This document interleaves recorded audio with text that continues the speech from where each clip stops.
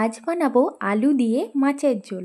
সেই রেসিপি তোমাদের সামনে নিয়ে চলে এসেছি। আলুগুলোকে প্রথমে কেটে নিয়ে ধুয়ে নিয়ে গরম জলে একটু সেদ্ধ করতে দিয়েছি। আর এইদিকে আমি সমস্ত কিছু গুছিয়ে নিয়েছি। পেঁয়াজ, টমেটো, কাঁচা লঙ্কাও নিয়েছি, নিচের বাটিটায় আছে, ওটা যাই হোক দেখানো হয়নি। এইদিকে দেখো তেল গরম হয়ে গেছে। আর এদিকে আমি একে একে মাছগুলো নুন, হলুদ আর লেবুর রস ভালো করে মাখিয়ে দিয়ে আমি সুন্দর করে ভাজতে দিয়ে দিয়েছি। একদম দুই পিঠই না লাল লাল করে ভাজতে হবে। লেবু দেওয়ার কারণ হচ্ছে মাছটা আর ভাঙবে না, আর খেতেও বেশ ভালোই স্বাদ লাগবে। গরম তেলে মাছগুলো পড়তে না পড়তে ফটফট ফটফট করে গায়ে এসে ফুটে লাগছে গো। বলবো বাপরে বাপ, এই গরম তেল ছিটে এসে আমার হাতে লেগে ফুটে একটা ফোঁসকাও পড়ে গেছে। এই দেখো, এক পিঠ লাল লাল করে ভাজা হয়ে গেছে, আর এক পিঠ লাল লাল করে ভাজতে দিচ্ছি।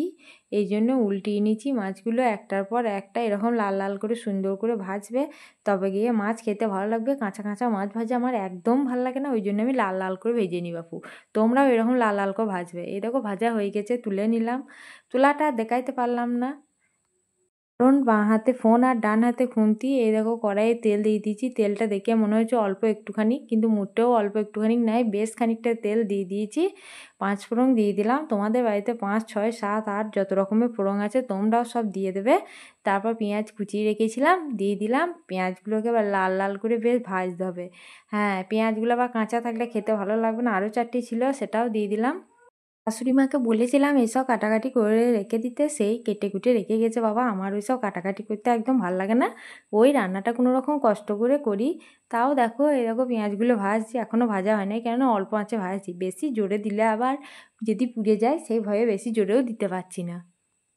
পেঁয়াজ লাল লাল করে ভাজা হয়ে গেছে বলে টমেটোগুলোও দিয়ে দিলাম। টমেটোগুলোকেও একটু ভাজতে সময় দিতে হবে। টমেটো ওই ভাজছে, আমি এদিকে আদা, রসুন, পেঁয়াজ, শুকনো লঙ্কা, জিরে, ধনে সব একসাথে বেটে দিয়েছি। কে আবার আলাদা আলাদা করে বেটে ঝামেলা বাড়াইছে বাবা, সব তো সেই একসঙ্গে লটর পটর লটর পটর লটর পটর করে ঘটর ঘটর করে সেই কষা হয়ে দেখো লটর পটর ঘটর ঘটর করে এখন কষাকষি চলছে। এরপর হলুদ, নুন এসব সব একসাথে দেবো, দেখবে। হলুদ দিয়ে দিলাম বেশ খানিকটা পরিমাণে। হলুদ দিলে বেশ কালারটা তারপর দারুণ এসেছে, আমার তো দারুণ লাগছে কালারটা। নুনও দিয়ে দিতে হবে। নুনটাও তাড়াতাড়ি করে একটুখানি অল্প এইখানে হলেও দিয়ে দেবে, কেননা তাড়াতাড়ি মশলাটা তাহলে সেদ্ধ হয়ে যাবে। এই দেখো কী সুন্দর হেজে গেছে, দেখো টমেটো পেঁয়াজ সব গলা গলা হয়ে গেছে, দেখেছো কালারটা কী সুন্দর এসেছে। মশলা থেকে তেলও ছেড়ে দিয়েছে, বুঝতেই পারছো। আমি অনেকক্ষণ লটর পটর করে ঘাঁটাঘাঁটি করে তারপর খানিক দিয়ে দিলাম জল। মাঝে মাঝে জল দিয়ে দিয়ে কষতে হবে, কেননা আবার যদি লেগে যায় সে বাজে বিচ্ছিরি গন্ধ বেরোবে, খেতে একদম ভালো হবে না। এইদিকে তেল ছেড়ে দিয়েছে, হাফ সেদ্ধ করে রেখেছিলাম সেই আলু গোটাও দিয়ে দিলাম। আলু গোটাকে নিয়েও এই দেখো কী করছি, দেখো আমি আমার শাশুড়ি মা শিখিয়ে দিয়েছে এইভাবে রান্না করবি, সে খেতে স্বাদ একদম অসাধারণ হবে। সব শাশুড়ি মায়ের কাছে শেখা, বাবার বাড়ি থেকে কিছুই শিখে আসে নাই, কারণ ওটা শিক্ষার স্কুল নয়। এইখানে সে সব শিখেছে। এই দেখো নুন দিয়ে দিলাম। নুন আমার ভাঁড়ে অল্প অল্প ছিল, তাই অল্প অল্প করে এক হাত দিয়ে চেঁচে চেঁচে চেঁচে চেঁচে দিচ্ছি। অল্প অল্প করে নুন তোমরা পরিমাণ মতো দিও, যে যেমন নুন খেতে ভালোবাসো। নুনটা তাড়াতাড়ি দিয়ে দেবে, তাহলে তাড়াতাড়ি সেদ্ধ হয়ে যাবে। কালারটা কিন্তু সেই এসেছে সেই, আর আমি খেয়েও দেখেছি সেই স্বাদ ছিল। বাড়িতেও সবাই বলেছে, না আজকে কিন্তু দারুণ রান্না করেছিস। গ্যাসের ফ্লেম কিন্তু কখনো হাই রাখবে না। এই যে আমি ঢাকনা চাপা দিয়ে দিলাম, মিডিয়ামের থেকেও কম ফ্লেমে। এবার ঢাকনা চাপা দিয়ে হতে দেবো বেশ কিছুক্ষণ। আর একটা জিনিস তোমাদেরকে দেখাইতে ভুলে গেছি, আমি অল্প খানিক চিনি দিয়েছিলাম।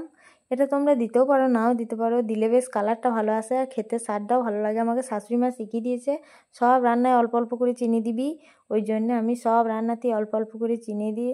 আর শুকনো লঙ্কা দিতে দেয় না, কি বলবো গো, সেই কাঁচা লঙ্কা দিয়ে দিয়ে দিয়ে দিয়ে আর ভাল লাগে সেই স্বাদ। আমাদের ঝাল ঝাল খেয়ে অভ্যাস। এ দেখো লাড়ালাড়ি কষাকষি সব হয়ে গেল, দিয়ে দিলাম জল। জলটা কিন্তু তোমরা গরম জল দেবে, আমি ঠান্ডা জল দিয়েছি কুড়েমো করে। কে আবার গরম করছে, ধুর ধুর এসব ভাল লাগে না বাবা, ওই জন্য আমি ঠান্ডা জলই দিয়ে দিলাম। এটাকে এখন টকবক টকবক টকবক করে ফুটতে দিতে হবে কিছুক্ষণ। টকবক টকবক করে ফুটে গেছে। এই দেখো কাঁচা লঙ্কা কটা চিড়ে রেখেছিলাম দিয়ে দিলাম, ফ্লেভারটা ভালো আসবে। আগে দিলে ফ্লেভারটা ভালো আসতো না, বুঝলে তো। এইটাকে এবার টকবক টকবক করে ফুটে নিলাম একবার, দিয়ে এটাকে আবার হালকা আঁচে কিছুক্ষণ হতে দেবো।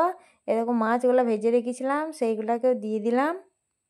একবারে মিডিয়ামের থেকেও খানিক কম আর লোর থেকে একটুখানি বেশি আছে। এবার হতে দেবো 5-7 মিনিট, এখনও এবার ফুটবে। এই দেখো কী সুন্দর ফুটে কালারটা এসেছে, বুঝতে পারছো? দেখেছো কালারটা কত সুন্দর এসছে, একদম সেই স্বাদ, সেই কি বলবো গো। এই দেখো আমার হয়ে গেছে, এবার নামিয়ে নেবো।